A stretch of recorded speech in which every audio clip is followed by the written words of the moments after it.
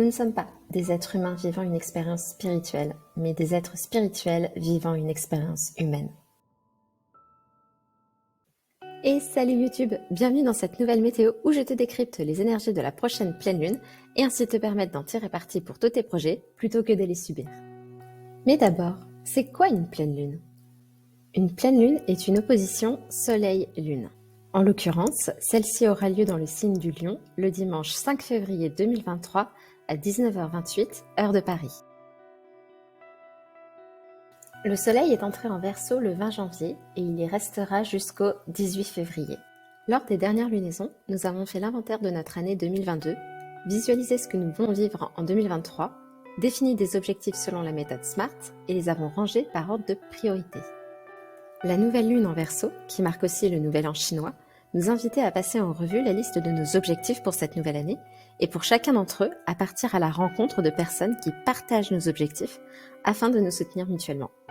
Il y aura toujours des personnes autour de toi pour te soutenir, mais partager un objectif commun avec une ou plusieurs personnes te permettra d'avoir des échanges plus constructifs, parce qu'en cas de doute comme de victoire, l'un comprend ce que l'autre vit. Alors, où en es-tu dans la formation de ces partenariats et groupes de responsabilité? La Lune représente notre besoin émotionnel. En Lion, elle a besoin d'attention, de se sentir inspirée et inspirante, d'exprimer sa créativité et ses émotions. Pour résumer, cette pleine lune met l'accent sur le fait que t'associer à d'autres revient à faire preuve de vulnérabilité. L'objectif de ces partenariats est d'être honnête. Si tu veux l'être avec les autres, il faut d'abord l'être avec toi-même. La leçon que nous apprend l'axe Lion-Verseau est que pour aimer l'autre, il faut déjà s'aimer soi. Tout part de soi.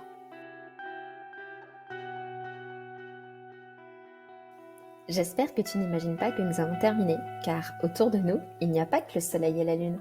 Depuis mercredi 18 janvier, Mercure, qui représente ta façon de penser et de communiquer, a repris sa marche directe en Capricorne. Ton mental est désormais pleinement dirigé vers tes objectifs. Rien de lunaire, tu as une vision parfaitement logique, mature et éclairée grâce à ce dernier mot d'introspection. On dit qu'il faut joindre le geste à la parole. Ça tombe bien, car depuis jeudi 12 janvier, Mars a lui aussi repris sa marche directe en Gémeaux, favorisant les initiatives créatives pour devenir une force de proposition. Utilise la tchatche des Gémeaux pour réunir les gens autour de toi et intégrer des cercles de parole, groupes de responsabilité et partenariats inspirants. Vendredi 27 janvier, Vénus, qui représente ton cœur et ta façon de désirer, est passée en Poisson. Son imagination et sa créativité sont débordantes, alors c'est le moment idéal pour te démarquer. Attention tout de même à ne pas te bercer d'illusions. Uranus, qui représente ton originalité et ta capacité à changer, rejoint le mouvement en reprenant elle aussi une marche directe depuis le 22 janvier en Taureau.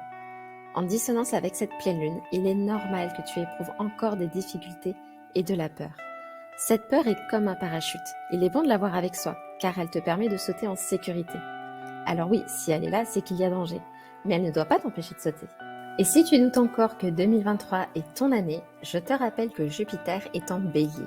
Si cette planète représente ta puissance, c'est parce que c'est la plus grosse, qu'elle représente le patron de l'Olympe et qu'elle transite environ 1 an dans un signe, ce qui donne le ton d'une année. Alors, comme le Bélier, il est temps de défoncer des murs pour laisser passer tes rêves et les incarner.